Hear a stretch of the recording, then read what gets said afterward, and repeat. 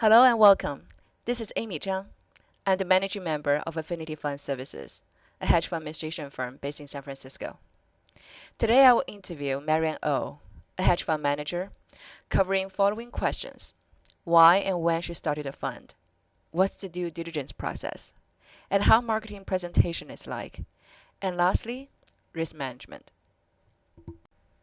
First, a brief introduction of my firm and myself.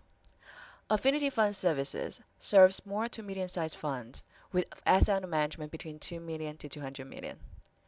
Administration services include fund accounting, preparation of financial statements, and disbursement letters for California registered investment advisors. We also provide consultation services for emerging fund managers to expedite their startup process. Besides running my firm, I'm a speaker at different hedge fund events.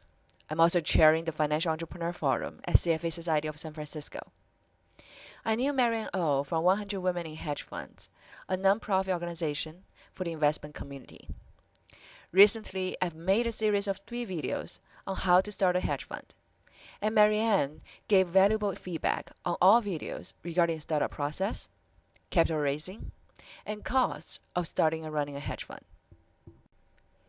Marianne O is the co-founder, principal, and portfolio manager at a San Francisco-based global advisor and hedge fund firm. She has over 15 years of investment experience working in LGT, RCM, Tradewinds, and now her own firm. She started her career as a merchant banker at Citicorp in Hong Kong. When she came to the States, she became a buy-side fixed income, sovereign and corporate credit analyst, and she focuses on global emerging markets. She's a member of CFA Society of San Francisco and is a chartered financial analyst.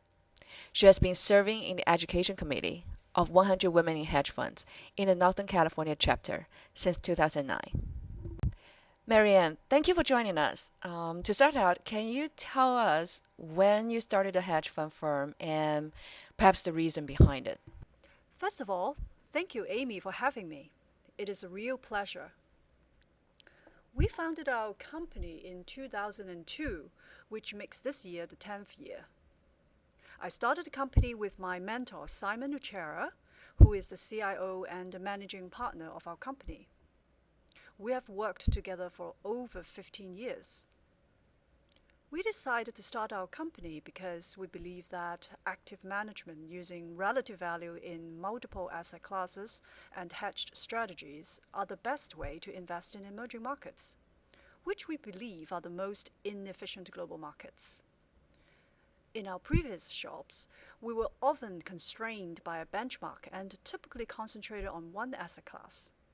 And our actions were also influenced by large investment committees who might not understand the specifics of emerging markets investing, which could make it difficult for us to do our job.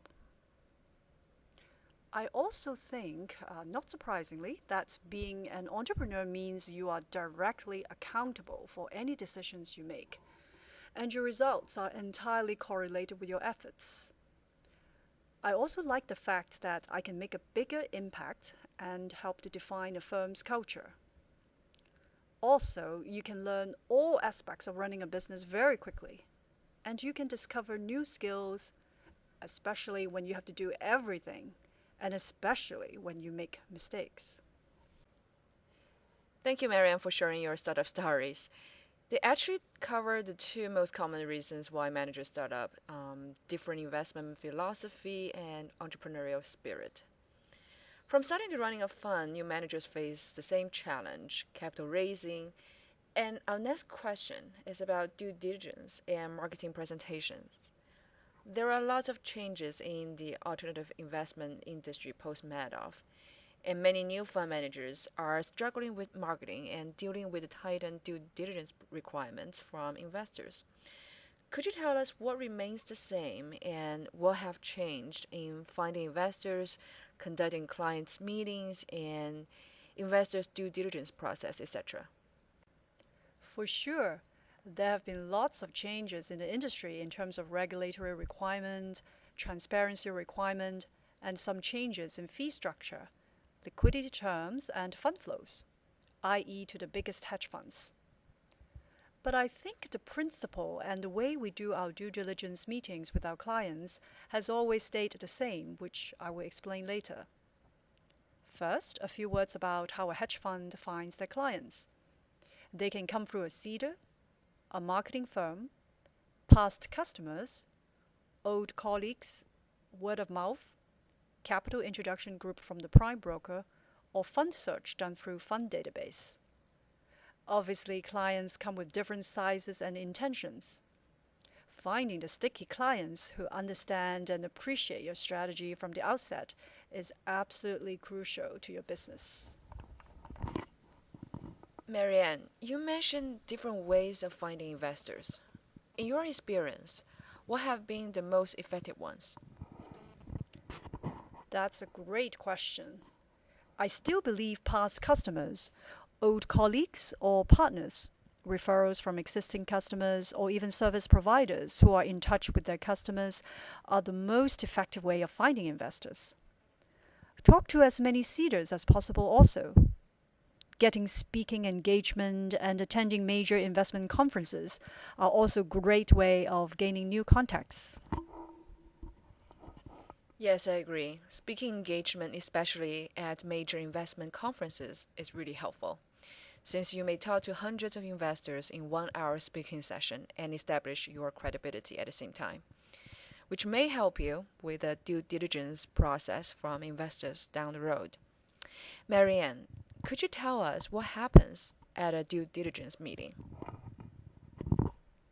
Due diligence meetings with clients can last for 2 to 3 hours on site with the agenda as follows. The CIO discusses our investment process, strategy, and risk management process.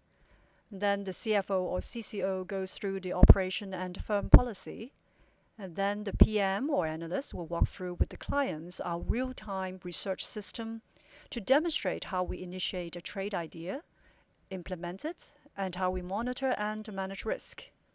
In other words, to give the clients an in-depth explanation of our process and a good flavor of how we actually find ideas and translate those into the portfolio.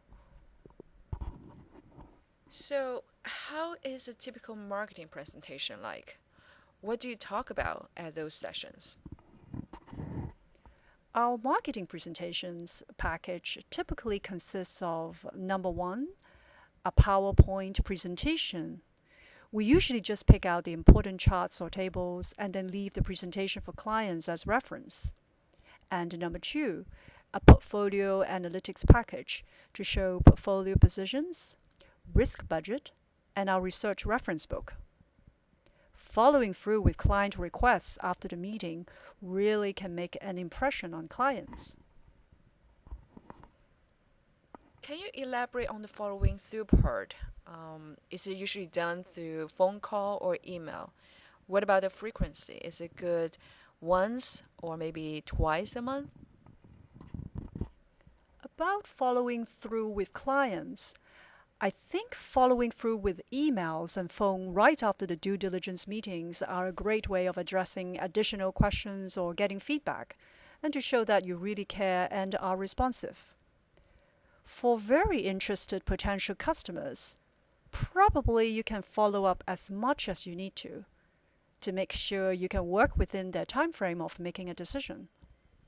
For other potential customers, keeping in touch with them every 3 to 6 months is probably appropriate. I need to mark that down for my own marketing efforts. Follow up, and follow up. Marianne, can you share your thoughts on communication with clients? What do you consider crucial when speaking to prospects? I believe the willingness and ability to be transparent is crucial when talking to clients. I would suggest showing actual trade positions, demonstrate how you use your systems in generating ideas and managing portfolio, showcase some independent research, use several trade examples, ones that work and ones that did not. Explain to clients your pricing policy, securities liquidities, and share your monthly or quarterly communication newsletters or reports. Let them talk to your trade support team and all the service providers if they wish.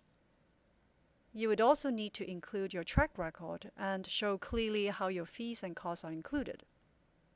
Partners should also invest in their funds, preferably a large percentage of their excess liquidity. Thank you for sharing your perspectives. Here's the last question of this video session. What is your advice for our viewers in terms of risk management, business, and team building, etc.? On the fund side, I would recommend risk management be an integral part of your investment process. And this risk management culture should come from the top. Always understand the macro environment to determine the risk you can take. However, that is not the end of the story. You can also take risk based on the target returns and expected risk from each investment idea, so it is important to combine both. Margin of safety is fundamental for us. I would say having investment limits, using relative value, and knowing how each position can possibly be hedged are also the key to risk management. On the business side, I think it is really important to understand your vendor's ability and their competitors, and to know which service you can do yourself and not just outsource everything.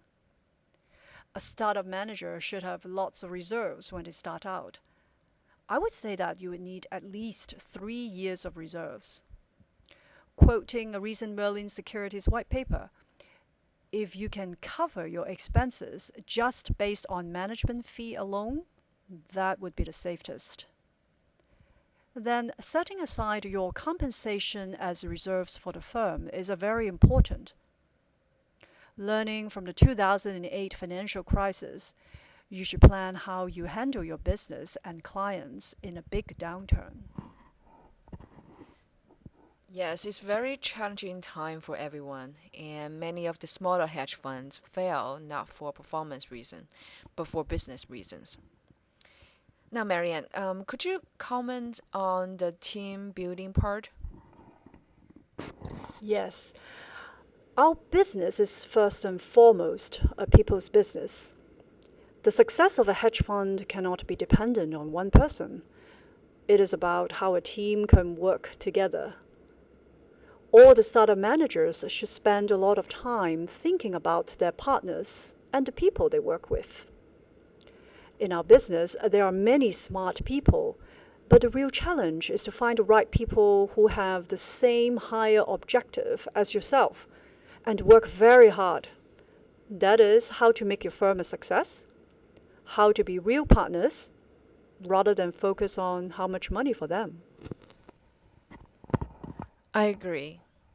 Many people feel that the hedge fund is all about numbers. Yes, this industry is very competitive in terms of objective measurements such as rate of returns, asset level, etc. But at the same time, it's a business that's run by people. The more support you have from your team, either your partners, employees, investors, or service providers, the better. Now with that, we conclude today's interview with Marianne O.